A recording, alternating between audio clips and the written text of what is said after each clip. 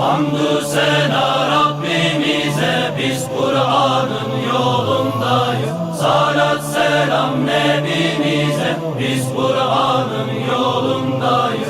Biz Kur'an'ın yolundayız. Selamun Aleyküm ve Rahmetullah kıymetli hayırseverler. Afrika'dayız. Bu gelmiş olduğumuz medresede Kur'an-ı Kerimlerimizi dağıtacağız.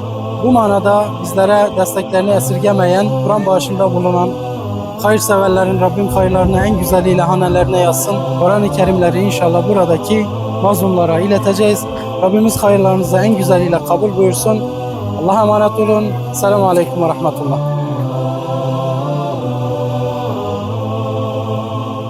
Besmeleyle çıktık yola, biz Kur'an'ın yolundayız. Sapamayız sağa sola, biz Kur'an'ın yolundayız. Sapamayız sağa sola, biz Kur'an'ın yolundayız. Hamdü sena Rabbimize, salat selam Nebimize, selam olsun hepimize. Biz Kur'an'ın yolundayız.